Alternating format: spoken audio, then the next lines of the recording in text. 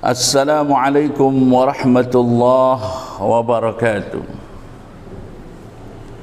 Innal hamdalillah usalli wa usallimu ala Rasulillah sayyidina wa maulana Muhammad ibn Abdullah wa ala alihi wa ashabihi wa mawalah wa tabi'in lahum bi ihsanin ila yaumil qiyamah. Saudaraku kaum muslimin wal muslimat, sebangsa, setanah air, dimanapun anda berada, semoga dalam keadaan sehat walafiat dan semoga selalu diberkahi Allah Subhanahu wa ta'ala. Pertama-tama marilah kita memanjatkan puja dan puji syukur kehadirat Allah dan Maha Ghafur atas limpahan karunia, kelimpahan hidayah, taufik dan inayahnya kepada kita semua, sehingga alhamdulillah sampai kesempatan ini kita masih diberikan kesehatan, kekuatan dan tentu semangat untuk terus mengabdi kepada Allah, melaksanakan seluruh perintah-perintahnya dan meninggalkan seluruh larangan-larangannya. Salawat dan salam kita pintakan kepada Allah, semoga selamanya dicurahkan kepada baginda kita Nabi besar Muhammad sallallahu alaihi wasallam, berikut para keluarganya, para sahabat-sahabatnya, tidak ketinggalan kepada kita semua sebagai umatnya. Amin ya rabbal alamin. Kaum muslimin wal muslimat, saudaraku sebangsa dan setanah air dimanapun anda berada, alhamdulillah kami segenap kru channel Asep Jalaluddin Bani Syahir mengucapkan syukur atas kekuatan, hidayah dan inayah yang Allah berikan, sehingga kami kali ini kembali bisa hadir untuk melanjutkan kajian sebuah kitab fiqih, yaitu kitab Taqrib yang dikarang oleh Syekh Abi Suja. Kali ini kita akan melanjutkan kajian yang selesai kemarin pada partai atau bagian yang keempat. Jadi kita sekarang akan memasuki bagian yang kelima. Tetapi tentu saja sebelumnya mari kita bersama-sama membacakan hamdalah, membacakan Fatihah, mohon maaf, supaya kita benar-benar mendapat keberkahan Allah Subhanahu wa ta'ala.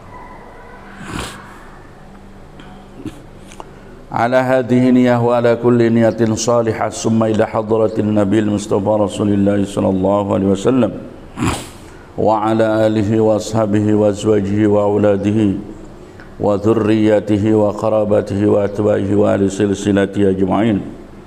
Syai'u lillahi wa lahumul fatihah. A'udzu billahi minasy syaithanir rajim. Bismillahirrahmanirrahim. Alhamdulillahi rabbil alamin. Ar-Rahmanir-Rahim.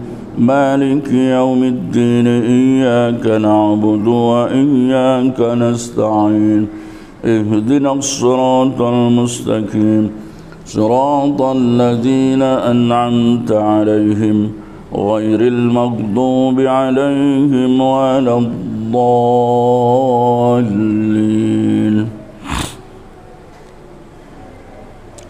Wa nakhussu khususan ila ruhi Sayyid Syekh Abi Suja rahimahullahu ta'ala wa nafa'ana bi'ulumihi wa asrarih. Al-Fatihah. A'udzu billahi minasy syaithanir rajim. Bismillahirrahmanirrahim. Alhamdulillahi rabbil alamin. Ar-Rahmanir Rahim. مالك يوم الدين إياك نعبد وإياك نستعين اهدنا الصراط المستقيم صراط الذين أنعمت عليهم غير المغضوب عليهم ولا الضالين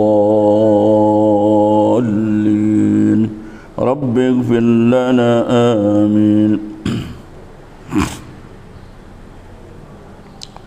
Baiklah saudara-saudaraku kaum muslimin wal muslimat dimanapun anda berada, bagian yang kelima ini kita akan mulai dengan kitabus salati.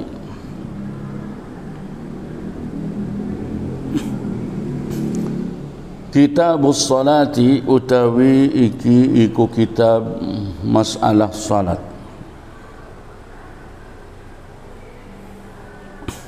As-salatu utawi salat al-mafrudatu kang diparduaken iku khamsun ana limang salat. Adz-dzuhru suwiji salat zuhur. Wa awwalu waqtiha utai awal waktuna zuhur iku zawalu syamsi ling sire saringenge. Wa akhiruhu utawi akhir zuhur iku idza sara in dalam nalikane dadi apa fi'lu apa dhillu kulli syai'in bayangane saban-saban suwiji-wiji iku mithlahu saumpamana syai' ba'da dhilli zawali in dalam sause lingsire in dalam sause ayangane waktu zawal.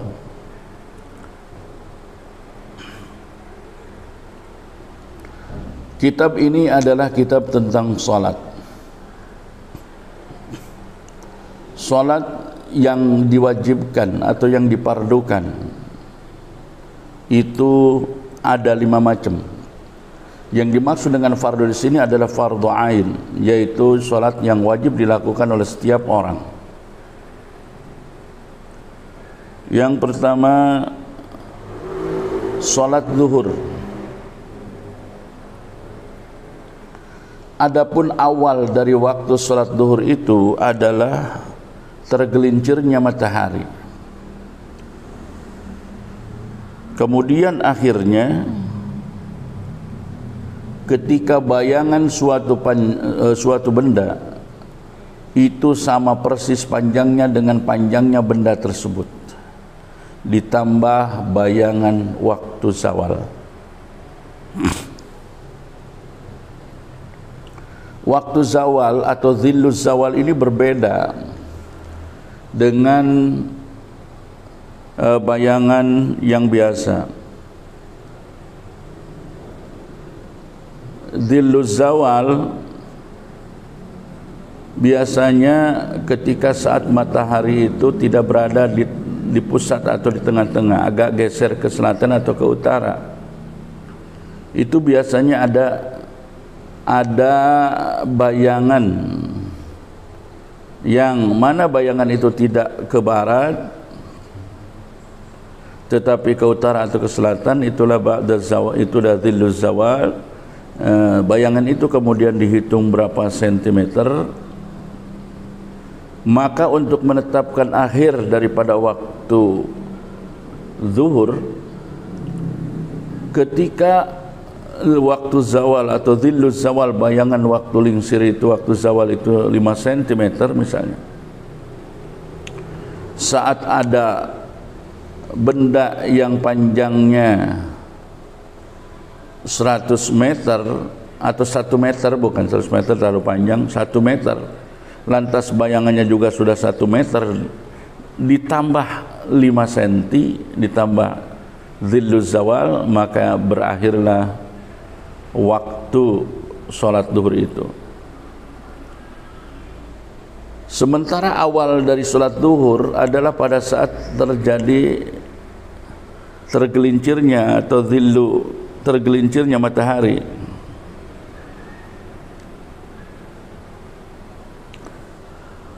Tergelincir matahari artinya matahari itu bergeser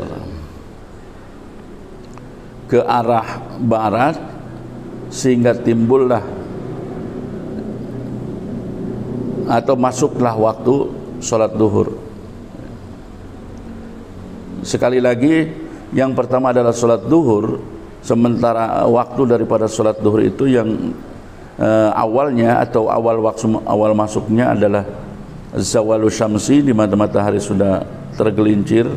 Yang dimaksud dengan matahari tergelincir adalah matahari sudah melebihi dari batas tengah-tengahnya matahari itu sendiri dan sudah bergeser ke arah barat mataharinya, sehingga menimbulkan zillu syamsinya atau bayangan lingsirnya itu ke arah timur.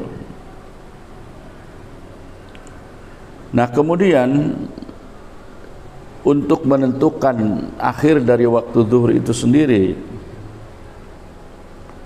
maka bisa kita tentukan dengan melihat bayangan suatu benda, di mana benda itu panjangnya 1 meter.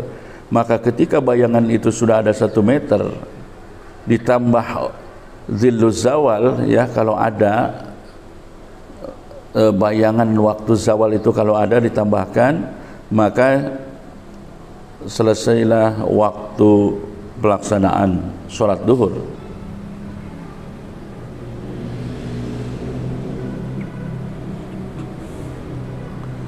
Kemudian wal asru, yang kedua sholat asar.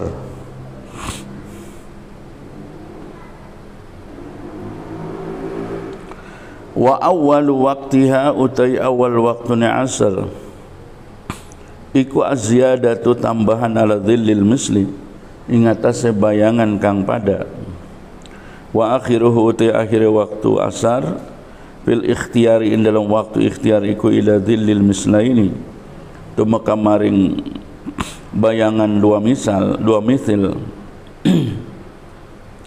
Wapil jawazilan, in dalam waktu zawaz ila ghurubi syamsi, tumeka maring surupe srengenge. Yang kedua adalah waktu asar atau sholat asar. Adapun permulaan dari waktu asar adalah ketika ada penambahan dari dhillul misli. Yang dimaksud dengan penambahan dhillul misli itu artinya ketika ada barang panjangnya 1 meter lantas bayangannya persis sama 1 meter, maka itu akhir dari sholat duhur. Nambah sedikit dari dhillul misli, maka masuklah waktu asar.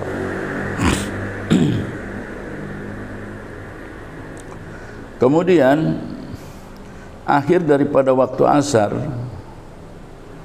di sini Kiai Musannaf membagi waktu asar itu ada waktu ikhtiar dan ada waktu jawaz. Waktu ikhtiar artinya waktu pilihan. Akhir daripada asar, ya, menurut waktu ikhtiar adalah sampai dhillul mislaini. Bayangan suatu benda itu 2 kali lipat daripada panjang benda itu. Ketika benda itu panjangnya 1 meter, maka pada saat bayangannya sudah mencapai 2 meter, itulah yang dimaksud dengan dhillul mislaini, maka berakhirlah waktu asar menurut waktu ikhtiar. Tetapi menurut waktu jawaz, waktu di mana masih kita dibolehkan melaksanakan asar, maka akhir asar itu adalah sampai ghurubi syamsi, sampai terbenamnya matahari. Itu menurut waktu jawaz.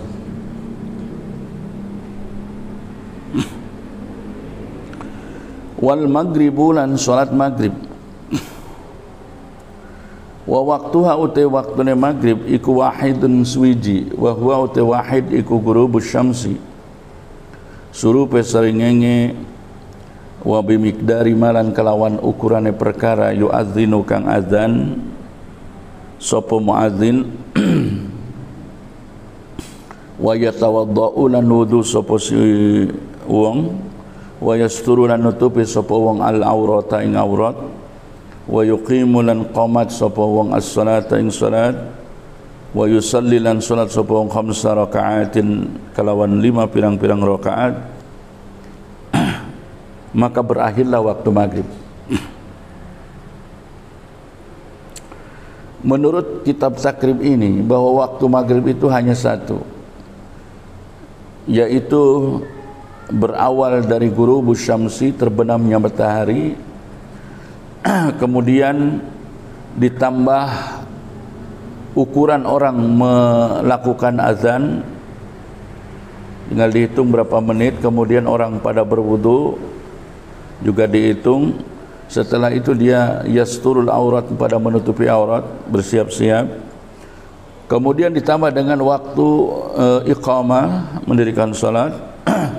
Dan setelah itu ditambah dengan 5 rakaat.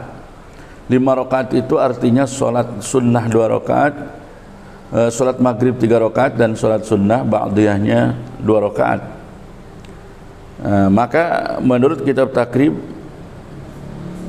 durasi waktu itu ditetapkan sebagai waktu maghrib, sehingga begitu sholat ukuran yang tadi disebutkan itu sudah terpenuhi, maka habislah waktu maghrib itu. Wal isya'u lan sholat isya, wa awwalu waqtiha utai awal waktu isya iku idza ghaba ing dalam nalikane surup apa syafaqul ahmaru mega kang abang, wa akhiruhu utai akhir waktu isya fil ikhtiyar dina waktu ikhtiyar iku ila sulusil laili tumaka maring sepertigane wengi, wa fil jawazilan dalam waktu wenang ila tulu'il fajr tsani tumaka maring metune fajar kang kapindho, was-subuhu lan salat subuh, wa awal waqtiha uti awal waktune salat subuh iku tulu'ul fajr tsani matune fajar kang kaping done, wa akhiruhu uti akhir waktu subuh bil ikhtiyari dina waktu ikhtiyar iku ilal asfari maring ramyang-ramyang, wa bil jawazilan dalam waktu wenang ila tulu'il syamsi tumaka maring matune srengenge.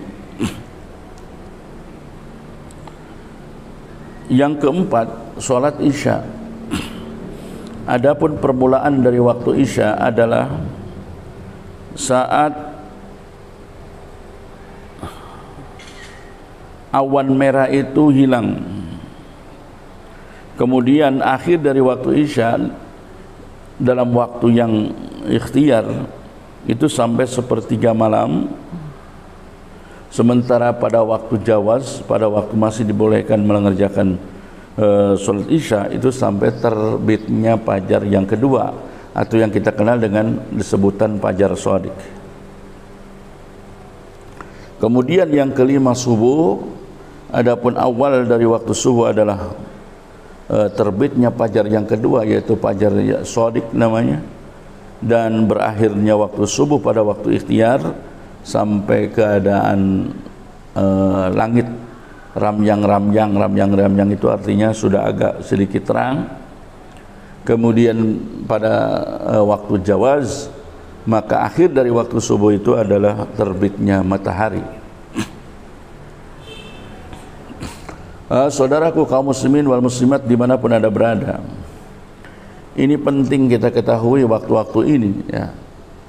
Kenapa? Karena kita dapat mengukur saat kemudian kita agak terlambat mengerjakan sholat, misalnya karena ketiduran atau kita lupa perasaan sudah sholat ternyata belum.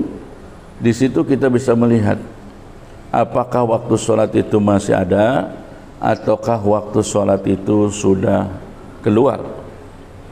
Kalau masih ada berarti sholatnya masih tetap adaan. Tetapi kalau sudah keluar maka sholatnya adalah qadhaan. Adaan dan qadhaan sebetulnya hanya berbeda dalam waktu pelaksanaan saja, tata cara sholat dan yang lainnya sama.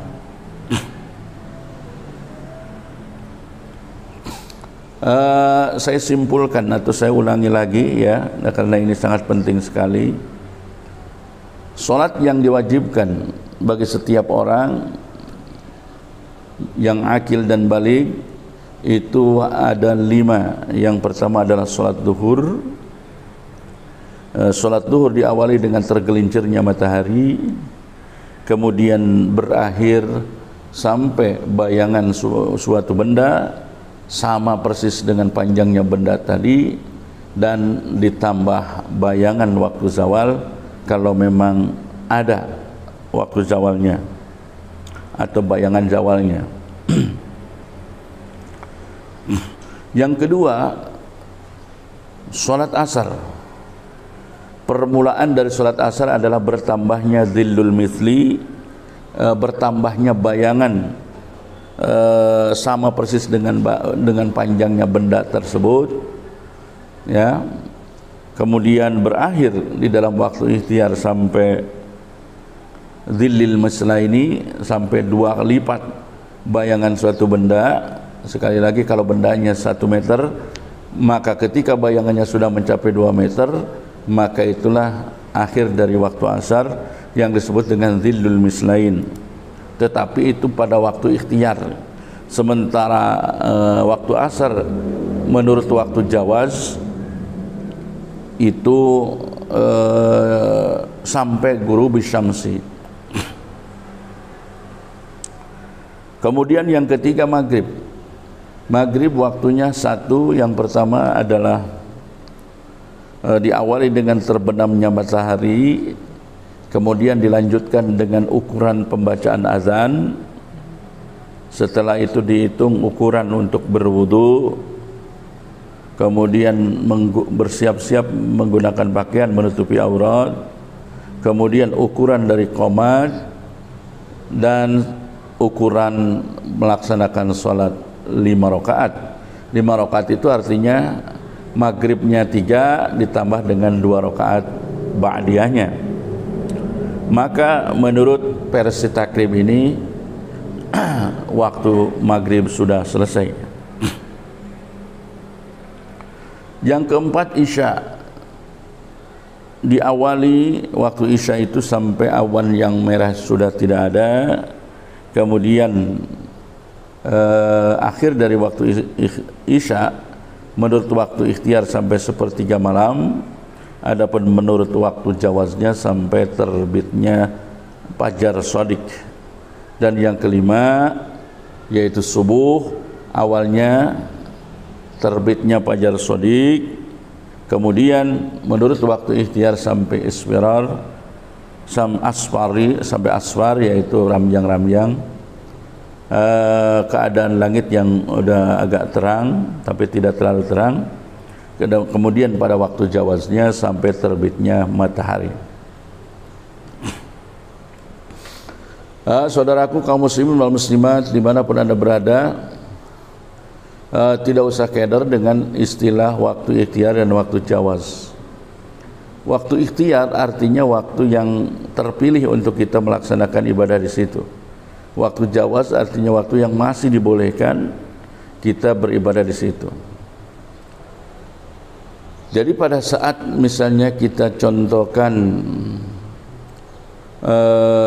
kita belum sholat asar, padahal bayangan suatu benda sudah melebihi dhillul misla ini, nah berarti sudah keluar waktu ikhtiar. Tetapi kita tetap masih melaksanakan sholat duhur pada waktunya, ya, karena waktu jawaznya mohon maaf bukan duhur, masih melaksanakan sholat asar pada waktunya, karena menurut waktu jawaz sholat asar itu sampai ghurubu syamsi. Artinya sebelum terbenamnya matahari kita masih dibolehkan mengerjakan sholat asar, meskipun pelaksanaan sholat pada waktu itu bukan pada waktu-waktu yang terbaik.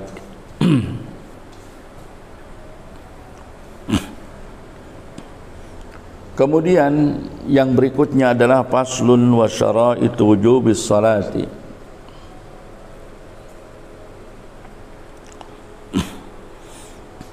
Faslun ay hadza faslun utawi iki kula pasal suwiji. Wa syaraitu wujubis salati uti pirang-pirang syaratnya wajib salat.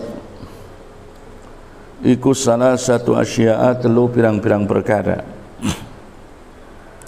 Al-Islamu suwiji Islam, wal bulughu lan baligh, wal aqlu dua akal. Wa huwa utai al-bulugh wal aqlu iku haddut taklifi, pelanggarane taklif. Syarat diwajibkannya seseorang untuk sholat itu ada 3. Yang pertama, dia Islam. Jadi kalau orang yang bukan Islam itu tidak diwajibkan sholat. Kenapa?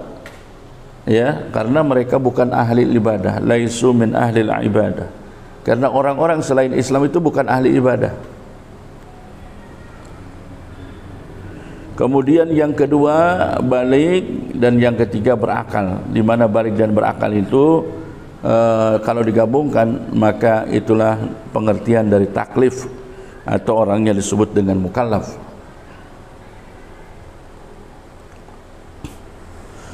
Wassalawatul masnunatu, ti salat-salat kang disunahaken iku hamsun 5. Al-aidani, suwiji riyaya loro, wal kusufani lan salat gerhana loro, yaitu gerhana matahari dan gerhana bulan, wal istisqa ulan salat istisqa jaluk hujan. Was sunanu utai pirang-pirang sunnah at-tabi'atu kang anut lil faraidi maring pirang-pirang salat fardu iku sab'ata asyara rakaatan 17 apane rakaatan rakaat. Salat-salat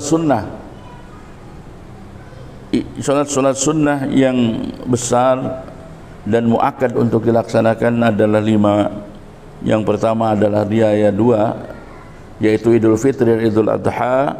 Kemudian kusufani, gerhana 2, yaitu gerhana matahari dan bulan, kusuf dan khusuf, dan yang kelimanya salat istisqa. Adapun salat-salat sunnah yang mengikuti wajib yang disebut dengan rawatib itu jumlahnya ada 17 rakaat.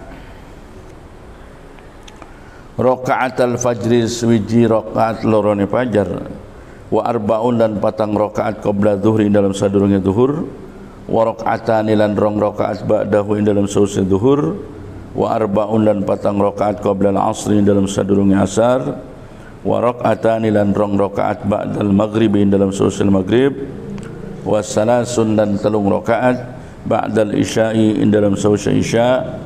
Yutiru kang witir sapa wong biwahidatin kalawan siji minhunna saking salas.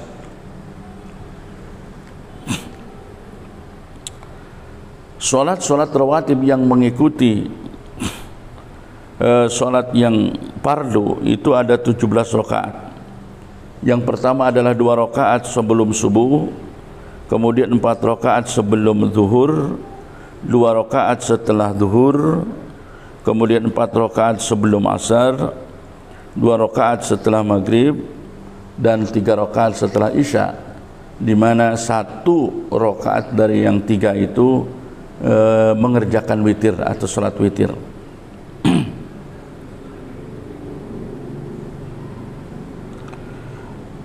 Wasalasu nawafila uti 3 pirang-pirang salat sunnah iku muakkadatun, iku pada dikukuhaken kabeh.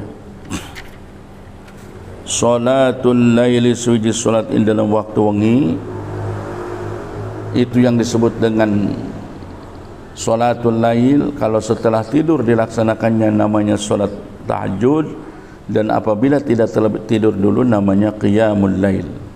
Jadi antara qiyamul lail dengan tahajud, saudaraku, sebetulnya yang membedakan adalah apakah dia tidur dulu sebelum sholat atau tidak. Kalau tidur dulu maka sholat malam itu disebut dengan tahajud, tetapi apabila tidak tidur dulu maka sholat malam itu disebut dengan qiyamul lail.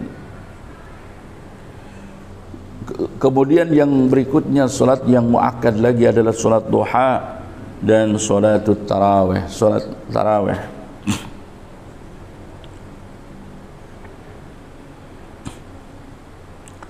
pasal berikutnya, faslun ay hadza faslun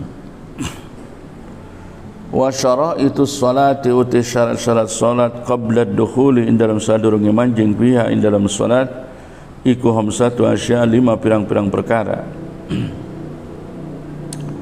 Ini adalah syarat orang mengerjakan sholat.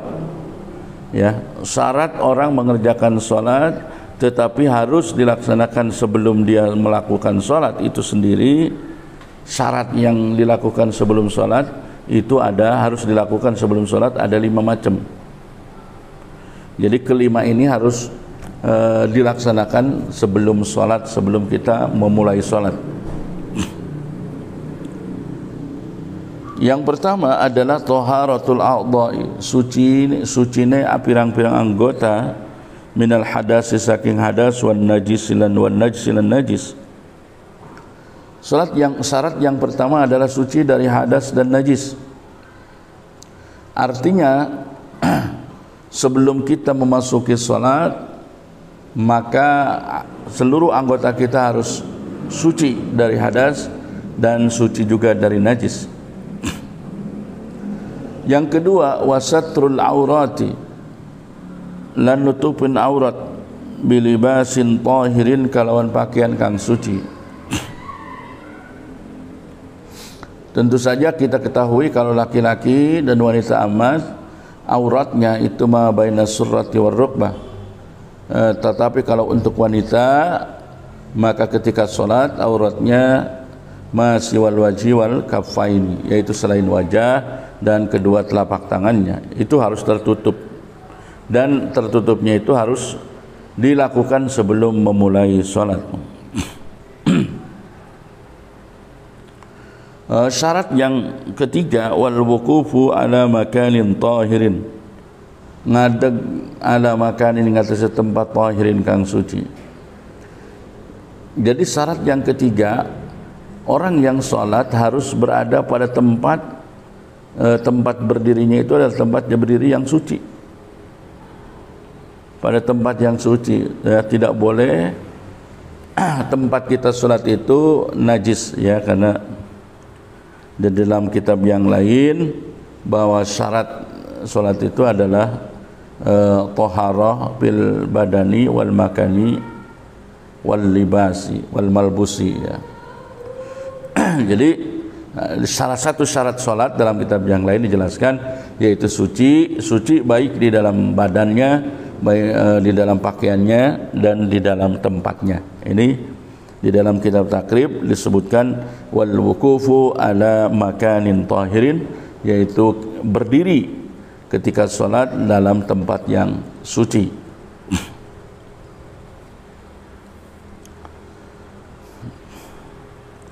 Kemudian yang keempat, syarat yang keempat, wal ilmu bidukhulil waqti. Kita harus mengetahui masuknya waktu salat. Jadi harus mengetahui, baik mengetahui itu dari jadwal yang diedarkan pemerintah ataupun dari pembacaan adzan di masjid-masjid atau dari informasi yang ada di media seperti dari televisi, ya, ataupun dari radio. Itu hal-hal yang bisa memberikan kita informasi tentang masuknya waktu sholat. Kemudian syarat yang kelima yaitu wa istiqbalul kiblati, menghadap kiblat, madhab kiblat. Nah, makanya saat seseorang yang akan mengerjakan sholat itu tidak tahu arah kiblat, maka dia harus ikhtiyat, ya, harus berpikir dulu, ya, kira-kira kemana arah kiblat. Kalaupun masih tetap belum bisa diketahui, maka dia harus mengerjakan sholat dengan 4 kali sholat dengan berbagai arah. Pertama menghadap ke arah sini, kemudian misalnya pertama ke arah sini, lalu dia mengerjakan ke arah sebaliknya, atau kemudian bergeser lagi ke arah yang lainnya, terus sampai 4 kali pelaksanaan sholat. Kenapa harus 4 kali? Karena kalau tidak melakukannya 4 kali, jangan-jangan arah yang tidak dihadapi pada saat sholat itu justru itulah arah kiblat. Taruhlah kita berada dalam penjara bawah tanah ini. Ketika kita di penjara di bawah tanah, tidak tahu waktu, tidak diberitahu waktunya, maka hendaknya kita mengerjakan sholat 4 arah, karena ketika kita mengerjakan 4 arah pasti salah satu dari sholat itu akan benar, yaitu menghadap ke arah kiblat.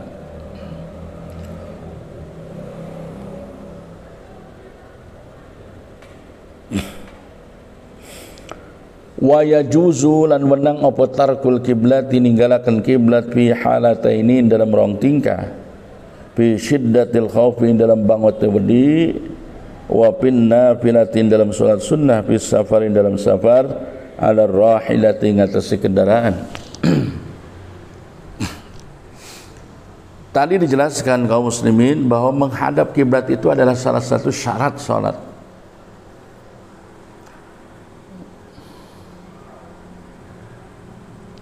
Salah satu syarat sholat yang harus dilakukan sebelum sholat, ya. Nah, bagaimana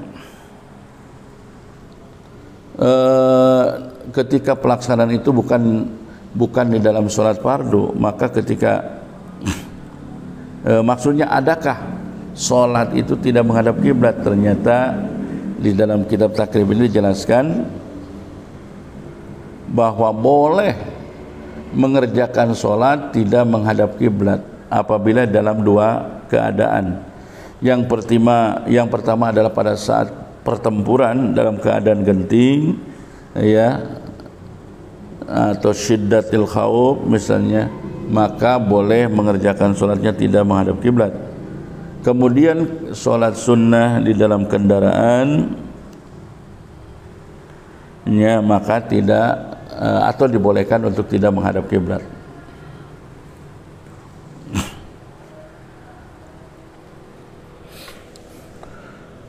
Baiklah kaum muslimin wal muslimat dimanapun anda berada, kita akan melanjutkan ke dalam pasal berikutnya. Faslun ay hadza faslun, utawi iki ikulah pasal suwiji. Wa arkanus salati uti pirang-pirang rukun salat iku samaniyata asyara 12 apane ruknan rukune. An-niyatu suwiji niat, wal qiyamu lan ngadeg mal qudrati dalam satene kawasa, wa takbiratul ihram lan baca takbiratul ihram, wa qiraatul fatihati lan baca al-fatihah, wa bismillahirrahmanirrahim utai bismillahirrahmanirrahim iku ayatun suwiji ayat min saking Fatihah. War ruku'u lan ruku', wa tuma'ninatu lan tumanina pin dalam ruku', war rab'u lan ngangkat tangan lil i'tidali karena i'tidal, wal i'tidalu lan i'tidal, ya.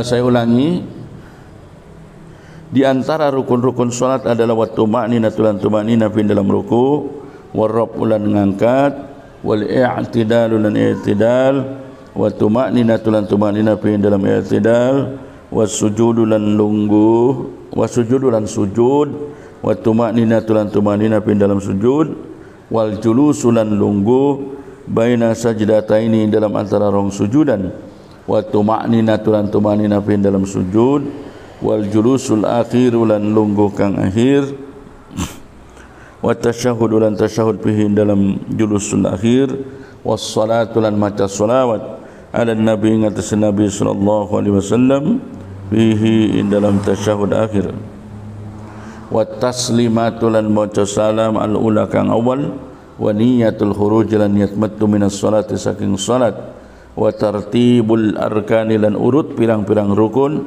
ala ma ing atas perkara zakarna kang nyebut sapa kita hu ing ma. Kaum muslimin wal muslimat dimanapun anda berada, pasal yang berikutnya adalah tentang rukun-rukun salat. Sebagaimana sering saya singgung di dalam kitab-kitab yang lain ketika menjelaskan arkan salat, yang dimaksud dengan rukun itu adalah sesuatu yang wajib dilakukan dan bagian daripada sholat itu sendiri. Itulah namanya rukun. Berbeda dengan syarat. Kalau syarat itu perkara yang wajib dilakukan tetapi bukan termasuk pergerakan dari sholat. Kalau rukun sholat adalah perkara yang wajib dilakukan, kalau tidak dilakukan maka ibadah sholatnya menjadi batal dan merupakan bagian dari pelaksanaan sholat itu sendiri. Nah, itu yang disebut dengan arkanus sholat. Rukun-rukun sholat di sini dijelaskan ada 18. Ya, memang kaum muslimin wal muslimat, ketika Anda misalnya belajar dalam kitab lain, kenapa rukun sholat itu ada 17 misalnya, itu sebetulnya hanya soal penyebutannya saja yang berbeda-beda antara satu pendapat dengan pendapat yang lain. Menurut takrib ada 18. Yang pertama adalah niat orang mengerjakan sholat.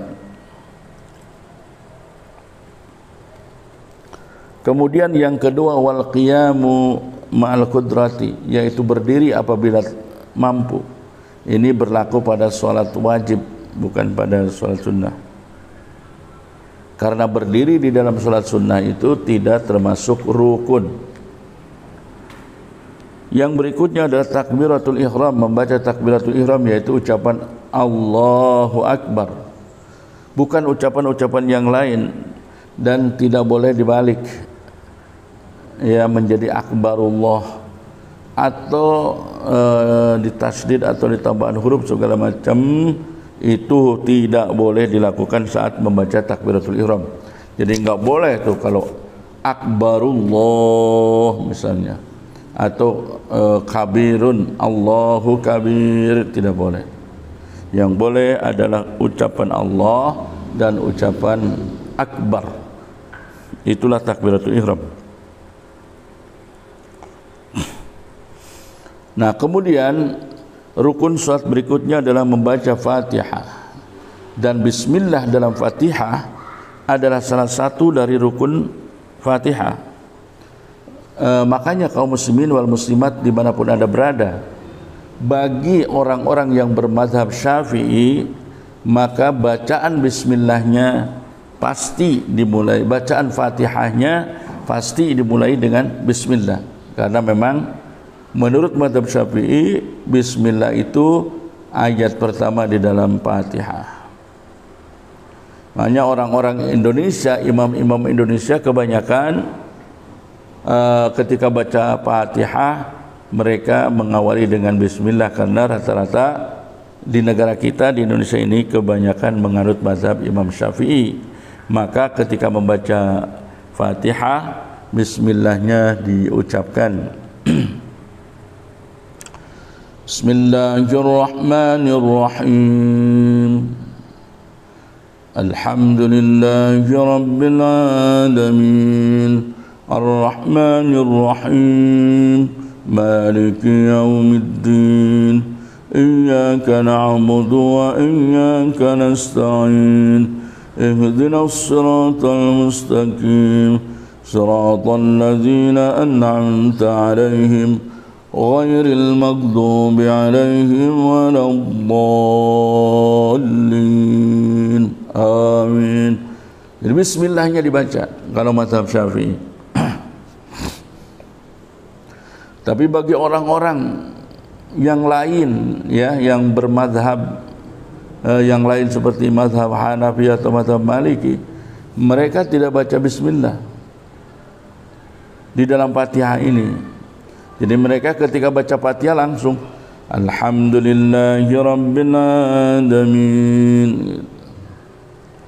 Sementara dalam kitab mazhab Hambali baca bismillah wajib, tetapi bisirri. Bismillahirrahmanirrahim. Alhamdulillahi rabbil alamin. Sebagaimana imam-imam yang ada di dalam tanah Saudi ya, seperti dalam Imam Masjidil Haram ataupun Imam Masjid Nabawi, mereka rata-rata baca bismillahnya bisirri. Bismillahirrahmanirrahim. Alhamdulillahi rabbil alamin, seperti itu. Tetapi tentu saja ini tidak usah jadi perdebatan atau tidak usah jadi perselisihan. Tergantung setiap orang untuk memilih mazhabnya. Apabila mereka memilih mazhab Syafi'i, maka bacaan Fatihahnya hendaknya diawali dengan ucapan bismillah.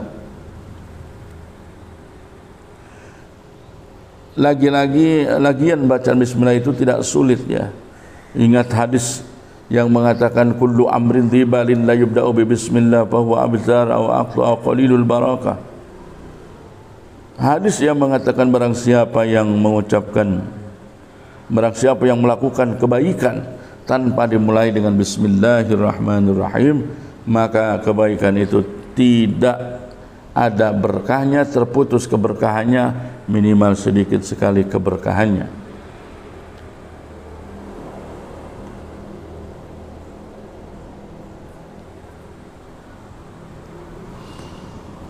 Yang kedua juga pengucapannya memang enggak sulit.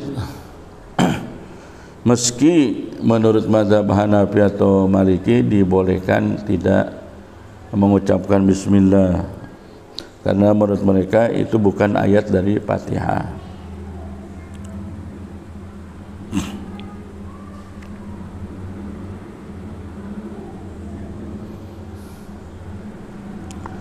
Warruku, kemudian ruku, wa tuma'ninatu, dan tuma'nina di dalam ruku, waraf'ul i'tidalu, dan mengangkat i'tidal, wa tuma'ninatu, dan tuma'nina di dalam i'tidal.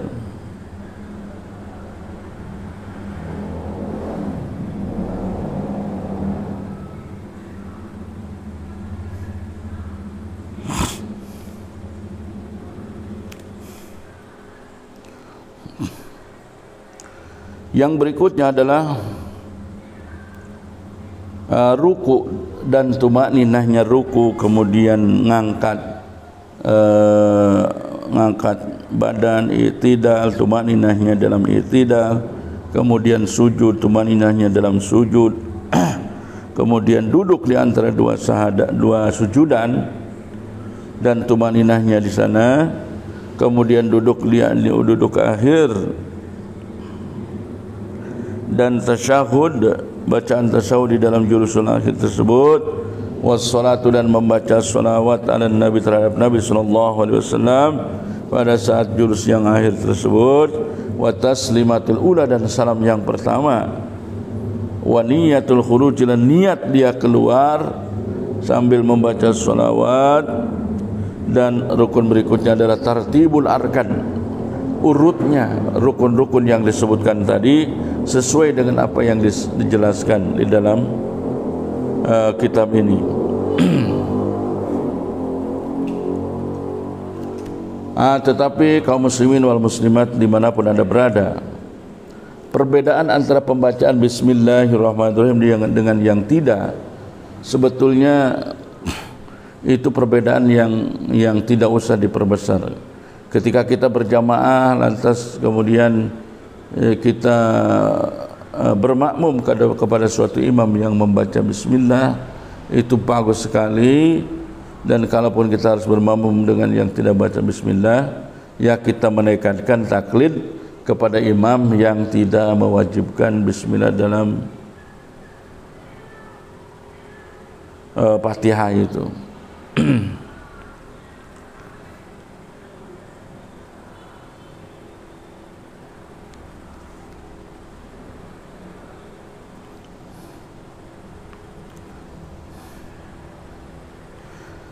Nah, yang berikutnya adalah sujud, duduk di antara dua sujud dan tumaninahnya di dalamnya, kemudian al-julusul akhiru, dan duduk akhir, kemudian baca tasyahud di dalam julus akhir tersebut, baca salawat kepada Nabi sallallahu alaihi wasallam di dalam tasyahud, dan mengucapkan salam yang pertama serta niyatil khuruj, niat untuk keluar dari solat, dan melakukan rukunnya itu secara berurut-urutan sebagaimana yang disebutkan tadi. Baiklah kaum muslimin wal muslimat dimanapun anda berada, wa sunanuha utai pirang-pirang sunnahe solat, qabla dukhuli, dalam sadurunge manjing, fian dalam solat, iku syai'ani, rong perkara. Adapun kesunahan salat sebelum masuk salat itu ada dua. Yang pertama adalah al-adzanu adzan wal iqamatu lan qamat. Wa ba'da dukhuli lan dalam selesai manjing pian dalam salat syai'ani kurang perkara. At-tasyahhudul awwal sujud tasyahud awal wal qunut lan qunut fi subhi dina waktu subuh wa fil witri lan dalam waktu witir bin nisfi sani dalam separuh kang kapinglo min syahri ramadhan saking bulan Ramadan.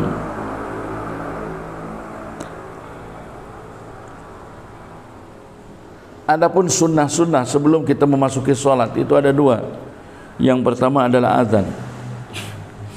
Makanya bagi berjamaah laki-laki atau berjamaah umum, sebelum melaksanakan sholat disunnahkan salah satu orangnya untuk melakukan azan.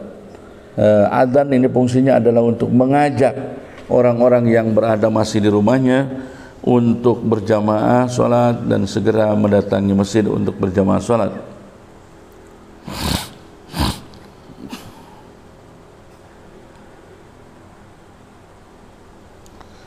Kemudian wal iqamatu, dan yang kedua adalah qamat. Setelah memasuki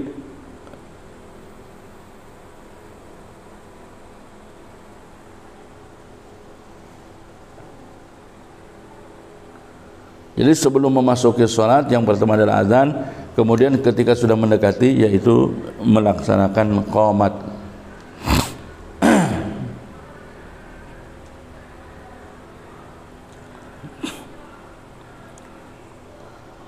Wa ba'da dukhuli lan dalam sausai manjing pihak dalam solat ikut syai'ani rong perkara. Kemudian setelah kita masuk solat itu pun ada dua perkara yang disunahkan. Yang pertama adalah tasyahudul awal, tasyahud awal, dan kunut di dalam subuh serta di dalam witir di dalam tanggal separuh yang kedua dari bulan Ramadan.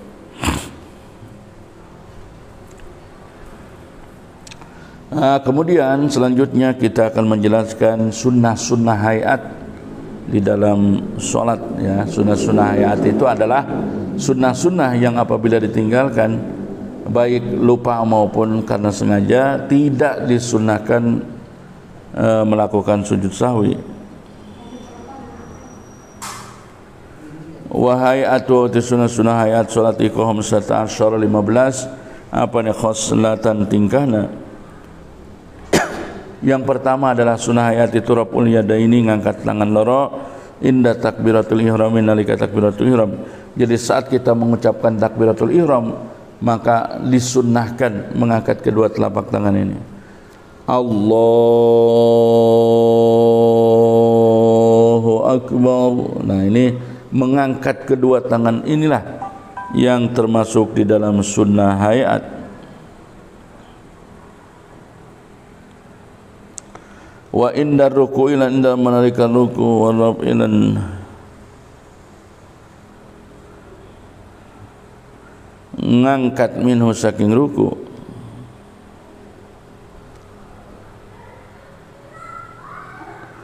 Jadi adapun solat-solat sunnah hayat itu semuanya ada 15. Yang pertama adalah mengangkat kedua tangan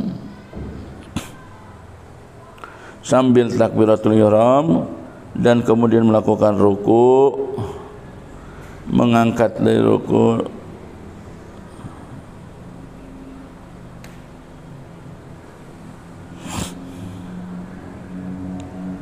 wa wad'ul yamini lan narah yang kanan terhadap yang kiri, wa tawajjuh dan kemudian menghadap, wa tawajjuh lan doa tawajjuh, doa inni wajjahtu lillah. Kemudian wal isti'adatu lan salat isti'adah, wal isti'adatu lan isti'adah jaluk bitulun.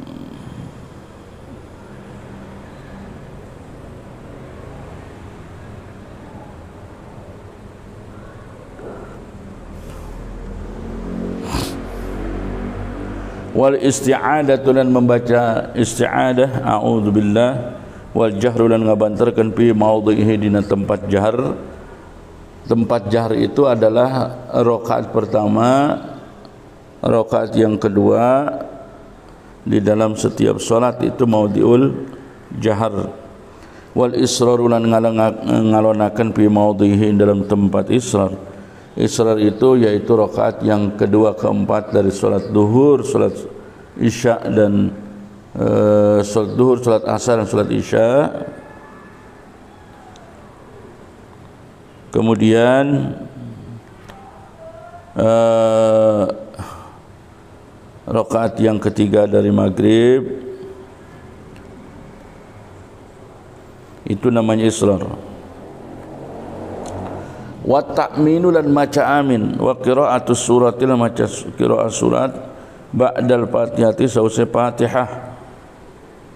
Jadi setelah membaca fatihah lalu dilanjutkan dengan membaca surat.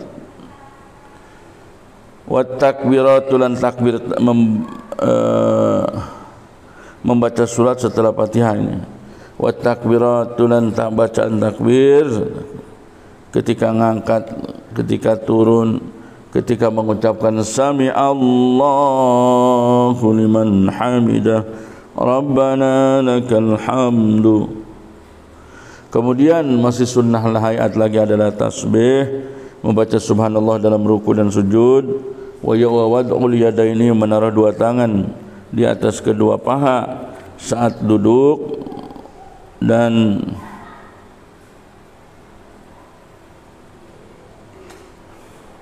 membuka yang kanan yang kiri, wa yakbidul yumna dan mengepal yang kanan kecuali telunjuk, yang terus memberikan isyarat sambil mengucapkan syahadat fil ibtirasi pada saat duduk ibtiras, di dalam semua duduk, dan duduk tawarruk pada saat duduk yang terakhir, dan membacakan salam yang pertama. Itulah adalah sunnah-sunnah hayat. Sunnah-sunnah hayat sekali lagi adalah sunnah-sunnah yang apabila ditinggalkan maka meskipun sengaja tidak disunahkan sujud sahwi. Berbeda dengan sunnah abad. Kalau yang termasuk sunnah-sunnah abad adalah sunnah-sunnah yang apabila tidak dilakukan maka disunahkan melaksanakan sujud sahwi.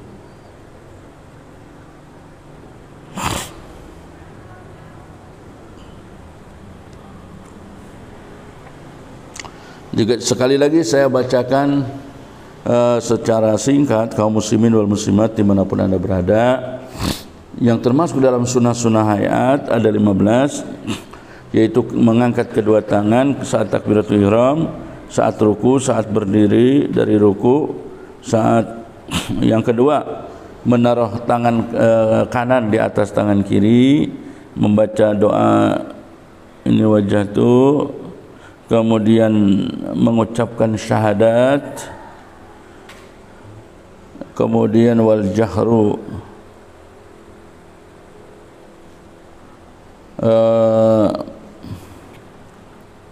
mengucapkan banter atau mengucapkan jahar pada tempatnya, yaitu rakaat ke-1, kedua, ya, di dalam setiap salat. Wal israr dan memelankan bacaan tersebut di tempatnya, yaitu selain daripada tempatnya jahar. Kemudian membaca amin, membaca surat setelah baca Fatihah, wa takbir dan membaca takbir saat berdiri, saat ke bawah, kemudian mengucapkan sami Allahu liman hamidah Rabbana lakal hamdu, kemudian mengucapkan tasbih 3 kali, sujud, menaruh kedua tangan di atas kedua paha pada saat duduk, wa yabsutu yusra dan kemudian membuka yang kiri, wa yakbidu dan mengepal yang kanan kecuali yang telunjuk. Maka kita memberikan isyarat dengan musabahah tadi sambil membacakan tasyahud bil iftirash, di tempat, bi jami'il jalsati, di dalam semua duduk. Kemudian duduk tawarruk, yaitu duduk seperti tahiyat akhir, bil jalsatil akhir, pada saat duduk yang akhir mengucapkan kedua, yaitu mengucapkan selamat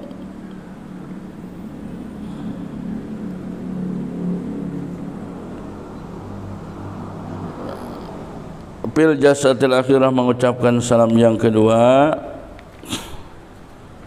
Nah, itu adalah yang terakhir di dalam pasal arkanus sholati. Saya kira di dalam masalah sholat ini sudah banyak yang maklum. Kemudian saudaraku kaum muslimin wal muslimat dimanapun anda berada, kita akan melanjutkan kajiannya ke dalam pasal berikutnya, yaitu paslun wal mar'atu, utawi wadon iku tukhalifun nyulayani apa mar'ah ar-rajula ing wong lanang bi khamsati asya, ing dalam 5 pirang-pirang perkara. Far-rajulu mangkauti wong lanang iku yujafi, ngarenggangaken sapa rajul mirfaqaihi ing sikut lorone rajul, ala jambai an jambaihi, saking lambung lorone rajul, wa yuqillu lan ngangkat sapa rajul batnahu ing wetenge rajul, an fakhidaihi, saking pipi pupu lorone rajul, fir ruku'i, dalam ruku', wa sujudi, lan dalam sujud, wa yajharu, lan ngabanterkeun sapa rajul fi maudhi'il jahri, dalam tempat banter, wa idza nabahu, lan nalika ngenani hu ing rajul apa syai'un sewiji-wiji bis sholati, dalam salat, wa sabbaha, lan maca tasbih sapa wong, wa auratur rajuli, utai aurate wong lanang iku ma perkara baina suratihi, antara udane surati, wa rukbati, lan dengkule rajul, wal mar'atu tiwadon iku tadhumu ngumpulakan rajul ba'daha, wal mar'atu tiwadon iku tadhumu ngumpulakan mar'ah ba'daha ing sebagian mar'ah ila ba'din maring sebagian kang liyan, wa takfidulan ngalonkeun mar'ah sautaha ing suarane mar'ah bi hadratir rijalin, dalam ngarepe pirang-pirang wong lanang, al ajanibi kang liyan-liyan kabeh. Wa idza nabaha, nalika ngenaniha ing rajul ha ing ikila wadon apa syai'un sewiji-wiji fi shalat, dalam salat,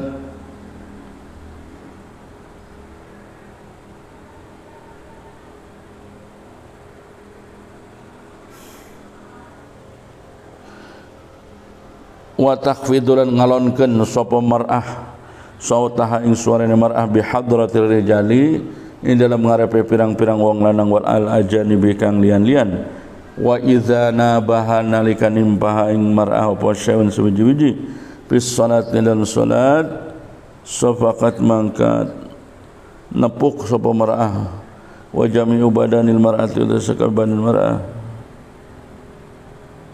iku auratun aurat, illa wajha ing wajahna mar'ah, wa kafaiha, lan efek-efek lorone mar'ah, wal ammatu ti amat iku karajuli kaya wong lanang. Kaum muslimin wal muslimat dimanapun anda berada, pasal yang berikutnya adalah pasal tentang wanita dalam beberapa hal berbeda dengan laki-laki di dalam urusan salat tentu saja. Wal mar'atu tukhalifur rajula fi khamsati asya, di dalam 5 perkara dalam salat wanita berbeda dengan laki-laki di dalam 5 perkara. Yang pertama, farrajulu yujafi mirfaqaihi an jambaihi,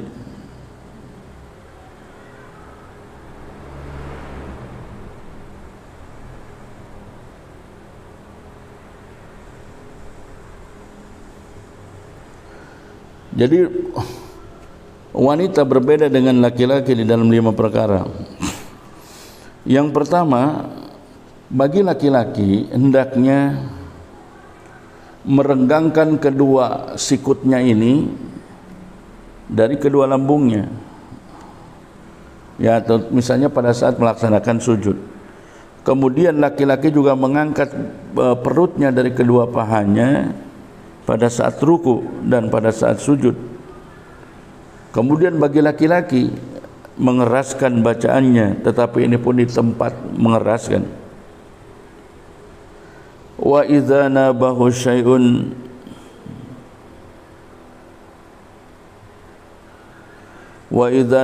syai'un bis salati wasabbaha, apabila laki-laki mengalami kejadian misalnya imamnya lupa akan sesuatu di dalam salat, maka biasanya laki-laki itu mengucapkan subhanallah. Mengucapkan subhanallah itu bukan niat untuk mengingatkan kepada yang lupa. Nah, kemudian aurat dari seorang laki-laki dia itu di antara usarnya dan di dalam dengkulnya, sementara perempuan ketika dia beribadah mengumpulkan, wal mar'atu tadumu ba'daha, sementara wanita itu mengumpulkan wanita tadi kepada yang lainnya. Ya, artinya anggota-anggota bagi wanita ketika sholat itu hendaknya dirapatkan, tidak direnggangkan sebagaimana laki-laki. Kemudian kalau laki-laki membanterkan, mengkeraskan bacaannya, justru sebaliknya, kalau wanita tidak boleh mengencangkan suaranya, yaitu di depan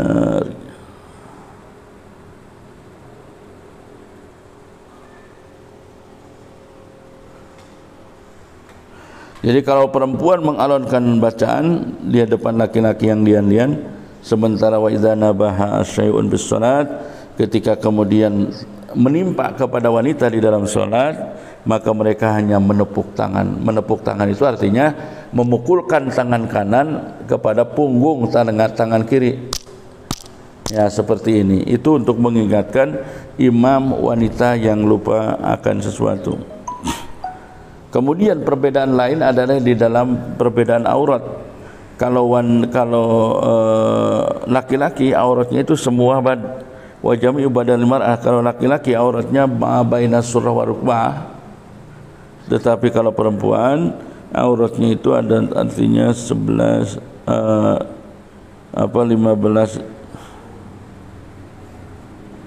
semuanya aurat, ya, badannya wanita itu semuanya aurat kecuali wajah, kedua telapak tangan. Adapun si amat itu serupanya bukan wanita tapi serupa dengan laki-laki yang merdeka.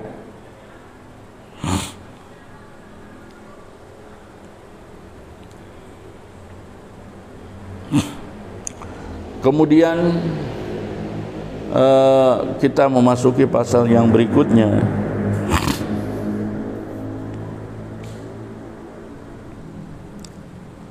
Faslun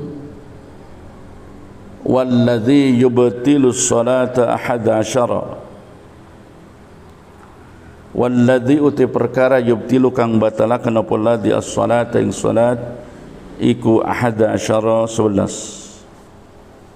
Kita tadi sudah bicara tentang syarat-syarat salat, kemudian rukun-rukunnya salat, sunnah-sunnahnya, kemudian cara sholat antara laki-laki dan perempuan berbeda. Nah, kali ini kita akan menjelaskan tentang perkara-perkara yang membatalkan sholat. Artinya sholat Anda jika mengalami 11 macam ini, maka sholat Anda menjadi batal.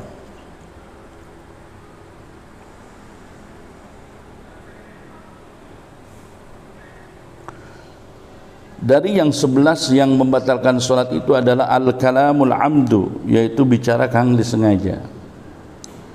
Jadi kalau kita saat sholat kemudian tiba-tiba bicara, tetapi bicara itu dengan sengaja, maka hukumnya solatnya batal.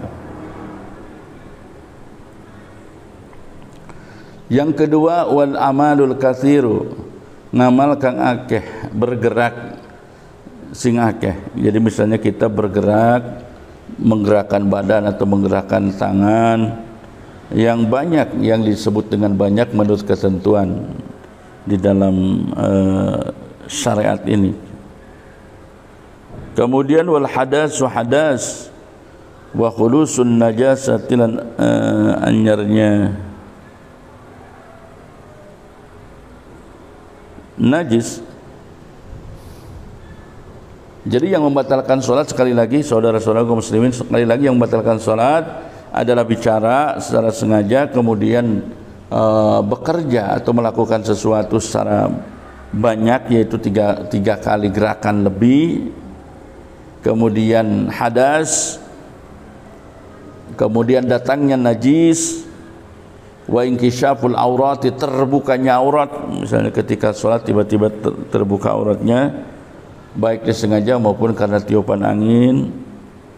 Ya tentu saja sebagaimana di dalam kitab Safina, illam tustar, ya selamat, tidak langsung ditutupi. Kalau langsung ditutupi hukumnya tidak jadi batal.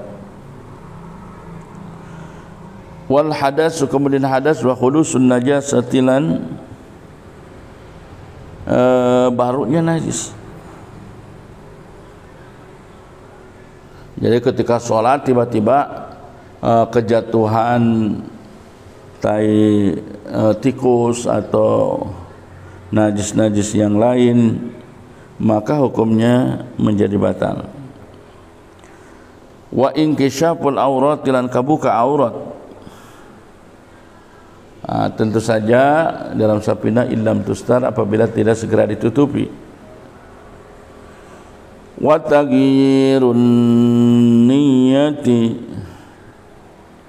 kemudian yang membatalkan sholat lagi adalah berubahnya niat. Jadi kalau orang ketika sholat tiba-tiba niatnya berubah, meskipun niat itu berubah dengan sesuatu yang dianggap baik, maka tetap sholatnya menjadi batal.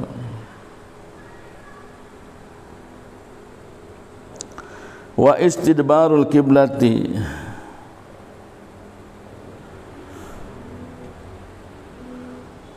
mungkuri kiblat, nukangan kiblat, apa membelakangi kiblat, ya. Itu juga yang membatalkan sholat. Kemudian al-aklu wasyurbu, yaitu makan, minum,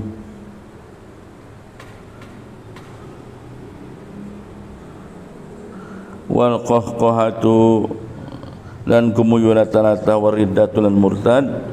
Nah, itulah hal-hal yang bisa membatalkan sholat.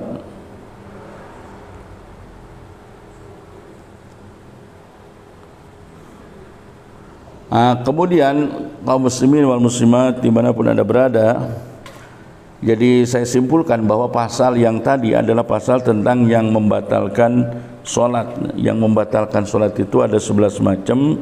Di sini yang pertama adalah berbicara dengan sengaja, wal amalul kasiru, melakukan pekerjaan yang dianggap banyak, yaitu 3 kali gerakan ke atas itu dianggap banyak.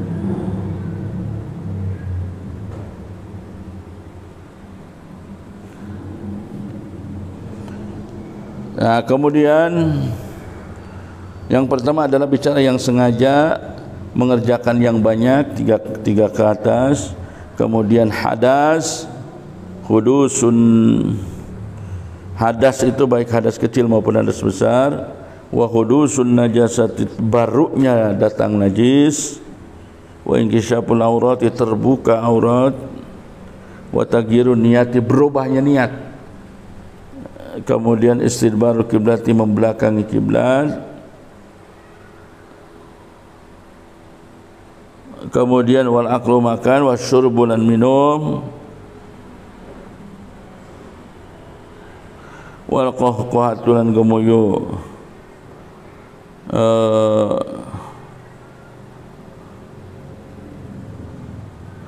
wa wa qahqahatuan tertawa terbahak-bahak, kemudian perbuatan riddah atau keluar dari agama Islam. Nah, itulah kaum muslimin wal muslimat, beberapa hal yang disebut oleh oleh pengarang yaitu musannif bahwa 11 macam ini dianggap membatalkan sholat. Baiklah kaum muslimin wal muslimat dimanapun anda berada, kita akan meneruskan kajian kitab takrib ini dengan faslun wa raka'atul faraidi, utawi rakaat-rakaat pirang-pirang fardu iku sab'ata asyar rakaatan, ana 17 rakaat.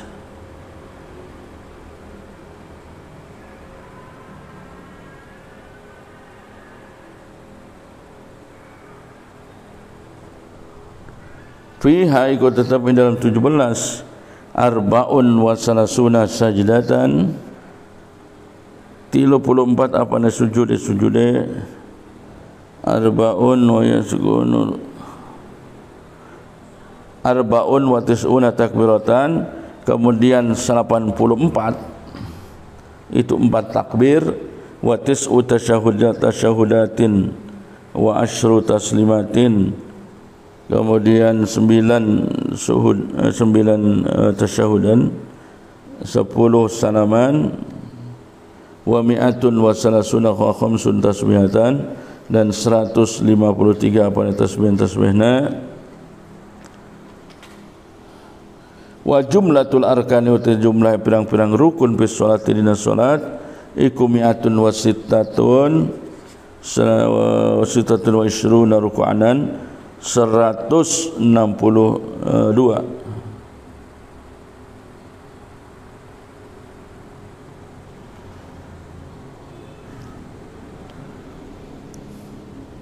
Adapun jumlah rukun-rukun di dalam salat itu adalah 126 apa rukunan lagi. Fi subhi iku dina subuh salat sunah ruknan utai 30 rukun, wa fil maghrib dan iku dina maghrib isnani uti 2 rukun, wa arba'una lan patang puluh apa rukuna, wa fir riba lan iku dina riba, wa fir rubaiyati lan iku dalam salat kang bangsa 4 rakaat, arba'atun wa khamsuna utawi 54 apa rukuna, wa man uti wong ajaza kang apes sapa man anil qiyam saking ngadeg fil fardhati dina salat fardu, shalla mangkat salat sapa wong jalisan hale wong kang lungguh, wa man uti wong ajaza kang apes sapa man anil julusi saking lungguh, shalla mangkat salat man muttaji'an hale wong kang turu miring. Baik kaum muslimin wal muslimat dimanapun anda berada, saya ulangi lagi nih pasal yang dua terakhir ini. Yang pertama tadi dibacakan bahwa faslun walladzi yubtilu sholata, sekali lagi pasal yang membatalkan sholat atau hal yang membatalkan sholat. Menurut kitab takrib ini jumlahnya ada 11.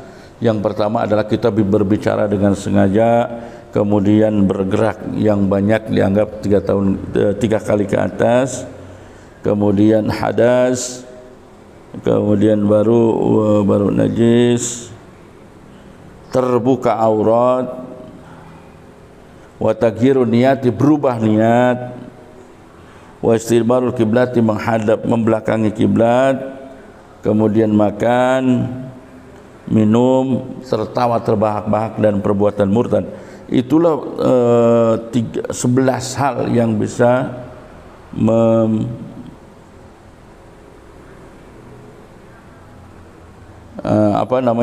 perkara ini yang bisa menyebabkan sholat kita menjadi batal. Kemudian setelah itu ada pasal yang menyebutkan rokaat-rokaat dalam sholat-sholat fardu. Ada 17 rakaat ya. Nah, kemudian di dalamnya ada arbaun wa salasuna sajdatan, ada 34 sujudan, ya.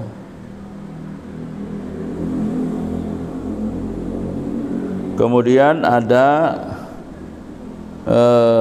94 takbir, 9 tasyahud, kemudian 10 kali mengucapkan salam. Wa mi'atun wa salasuna wa khamsuna tasbihatan, dan membaca 153 tasbih.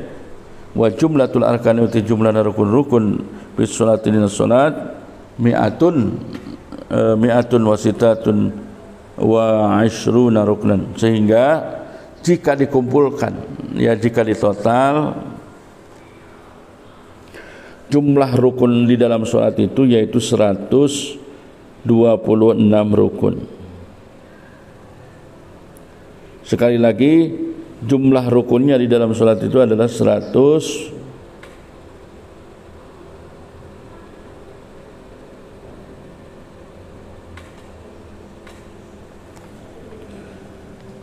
Jadi sekali lagi, jumlah rukun di dalam sholat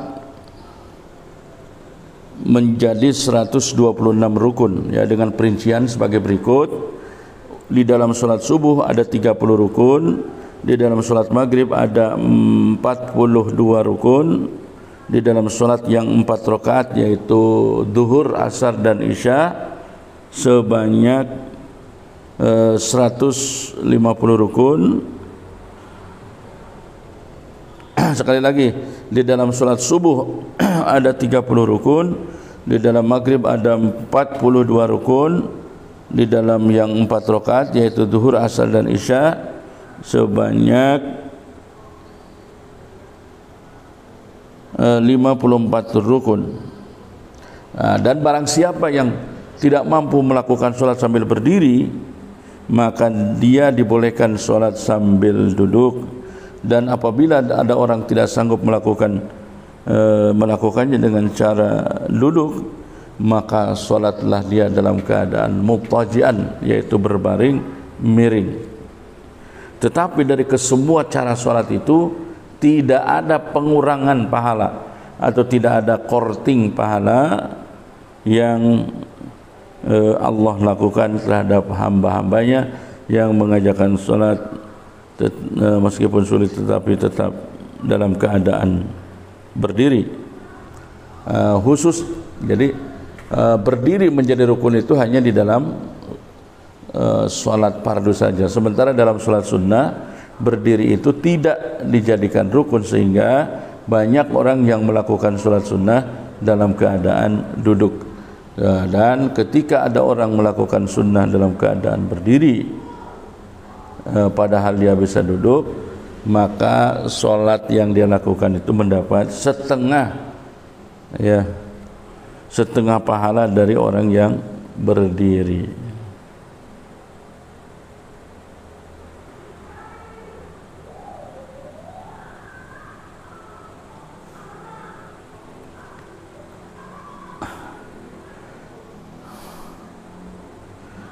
Yang berikutnya adalah faslun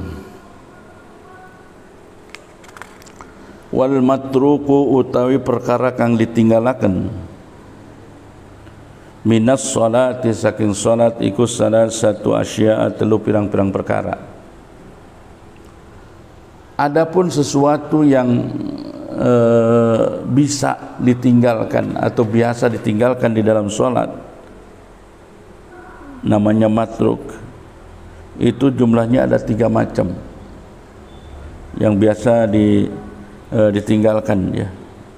Yang biasa orang itu suka meninggalkan atau lupa tidak mengerjakannya, itu biasanya ada 3 macam. Yang pertama adalah fardun, yang ditinggalkannya itu berupa fardu salat. Yang kedua sunnatun, yang ditinggalkannya itu adalah sunnah abad. Yang ketiga hayatun, yang ditinggalkan itu adalah sunnah hayat. Fal fardu, mangka utai salat fardu, ikula yanubu ora ganti anhu saking fardu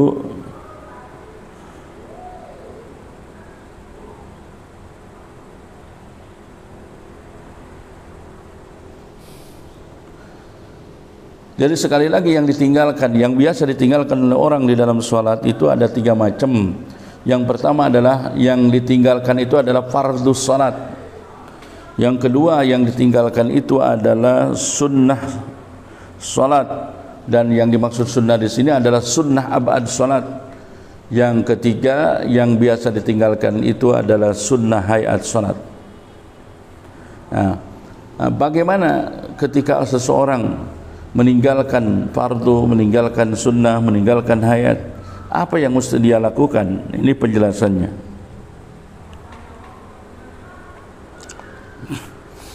Fal fardu mangka utawi fardu ikula yanubu ora ganti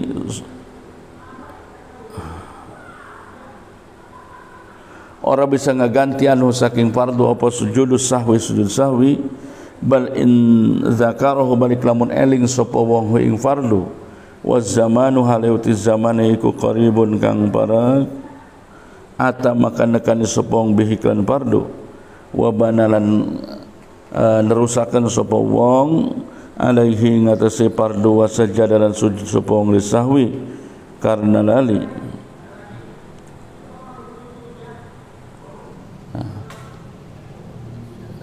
Kaum muslimin wal muslimat dimanapun anda berada, jika yang ditinggalkannya itu adalah fardus salat,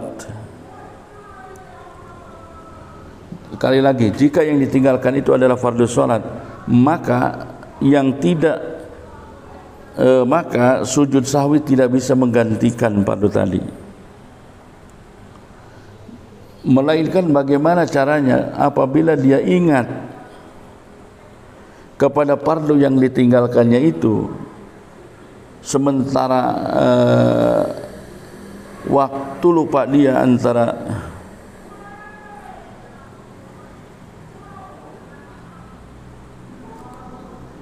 jadi sementara waktu dari meninggalkan dengan ingat itu qarib, yaitu masih dekat, maka hendaknya orang tersebut mengerjakan fardu yang ditinggalkan tadi dan meneruskan fardu-fardu yang selanjutnya. Di akhir salatnya disunnahkan sujud sahwi. Jadi misalnya ada orang di rakaat yang keempat dia lupa tidak mengerjakan sujud, tidak mengerjakan ruku misalnya. Nah, pada saat dia mau tasyahud akhir, tiba-tiba dia ingat belum melaksanakan tasyahud.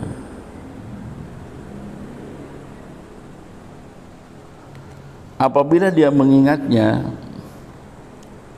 sementara waktunya juga masih sebentar, maka lakukan dia diteruskan yang dia lupakan itu dia kerjakan dulu, ya.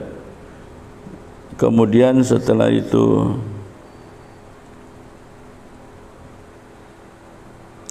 dia meneruskan apa yang dia lupakan, misalnya ke ruku, ya, dan melanjutkan gerakan-gerakan setelah ruku. Nanti pada akhir sholat dia disunnahkan mengerjakan sujud sahwi. Jadi itu apabila dia ingat kepada fardu yang ditinggalkan sementara waktunya masih sebentar, jadi bisa kembali langsung kemudian meneruskan kekurangan dari sholatnya itu. Nah, bagaimana jika yang ditinggalkan itu adalah sunnah hayat, sunnah abad? Wa sunnatu te sunnah ba'dikula ya'udu ora kembali wong ilaiha maring sunnah ba'da talabusi sausi ngelakoni bil fardi kalan fardu, lakinnahu tetapane wong iku yasjudu sujud wong lisahwi maring lali karena lali anha saking wong. Wal hayatu tawi hayat iku la ya'udu ora kembali wong ilaiha maring hayat ba'da in zikriha sausi nutun hayat ba'da tarkiya sausi ninggalaken hayat wala yasjudu ora sujud sapa hayat lisahwi karena li anha saking hayat.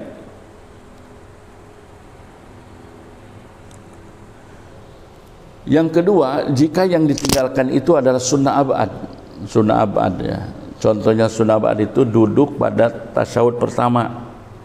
Tiba-tiba dia harusnya duduk karena lupa atau apa, dia tiba-tiba langsung berdiri ya. Sehingga dia tidak melakukan tasyahud yang pertama. Nah, itu dianggap sebagai orang yang meninggalkan sunnah abad. Nah, bagaimana hukuman bagi orang yang meninggalkan sunnah abad? Nah, di sini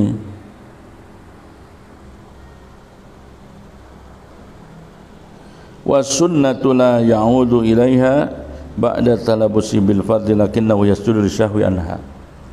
Ketika yang ditinggalkannya itu adalah sunnah abad, maka dia tidak boleh kembali kepada sunnah abad tadi, apalagi kita sudah mengerjakan yang rukun. Misalnya tasyahud awal itu adalah sunnah abad, tiba-tiba dia lupa tidak melakukan sunnah abad, langsung berdiri. Nah, berdiri itu adalah fardu. Jadi saat kita sudah berdiri tegak, baru di situ kita ingat, maka tidak boleh kembali lagi kepada yang dia lupakan, tinggal dia kerjakan saja. Nanti di akhir melakukan sujud sahwi. Itu apabila sunnah abad. Apabila yang ditinggalkannya sunnah hayat, maka tidak usah kembali, bahkan tidak usah sujud sahwi.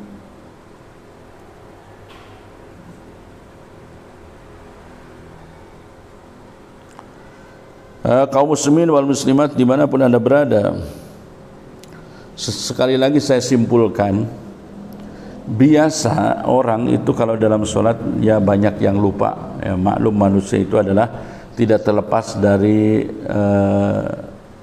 luput ya, lupa itu selalu menyertai kehidupan kita, termasuk dalam sholat.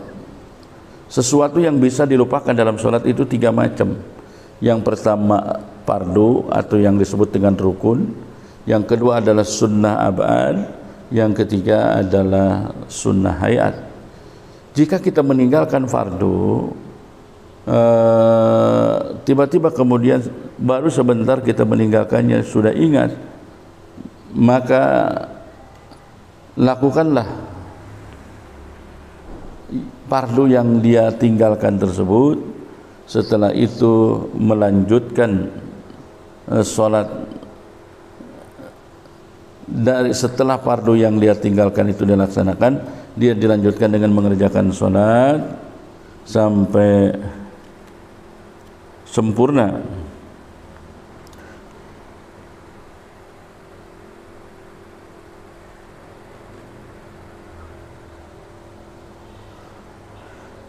Kemudian juga dia disunahkan, di akhirnya itu disunahkan sujud sahwi. Kemudian jika yang ditinggalkan ada sunnah abad, maka dia tidak usah kembali, apalagi ketika dia sudah dalam posisi mengerjakan yang fardu.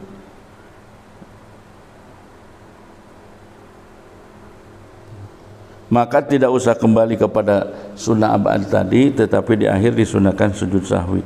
Dan yang ketiga, apabila yang ditinggalkannya yang ketiga yaitu sunnah hayat, maka orang tersebut tidak boleh kembali kepada sunnah hayat tadi dan tidak disunahkan sujud sahwi.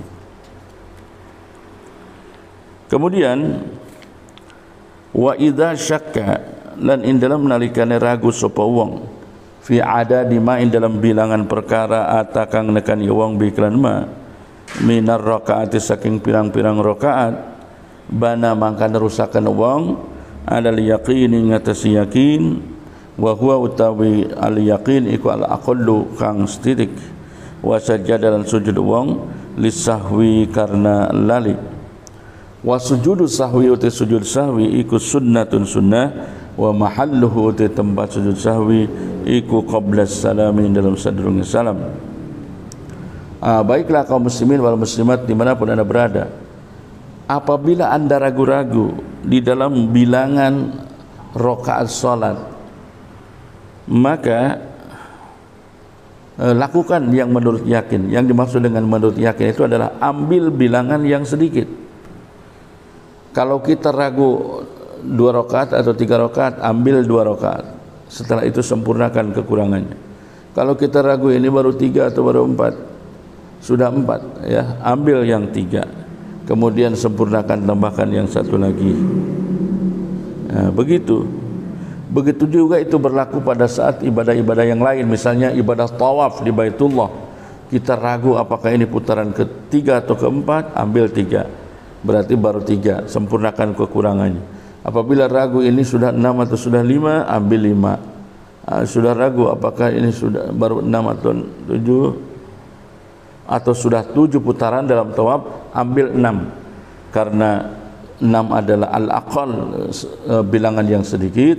Dan apabila kita mengamalkan yang sedikit, maka itu sudah yakin, karena setelah itu kita menyempurnakan bilangannya.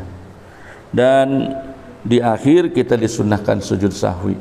Nah, di sini nih kata-kata disunnahkan sujud sahwi itu artinya kita boleh tidak mengerjakan sujud sahwi. Adapun kalau kita mengerjakan sujud sahwi, maka tentu kita mendapatkan pahala dari mengerjakannya. Kapan sujud sahwi dilaksanakan? Qabla salami, sebelum salam. Jadi pada rakaat terakhir sebelum sujud sahwi kita duduknya iftirash dulu, sebagaimana pada rakaat yang pertama duduk iftirash dulu. Kemudian setelah duduk iftirash kita sujud sahwi. Setelah sujud sahwi sebelum salam duduk tawarruk dulu, baru mengucapkan assalam. Baiklah kaum muslimin wal muslimat dimanapun anda berada, alhamdulillah pada kesempatan ini kami diberi kekuatan oleh Allah, diizinkan Allah untuk meneruskan kajian tentang kitab takrib ini. Dan alhamdulillah baru saja kita sudah lewati bagian yang kelima atau part yang kelima.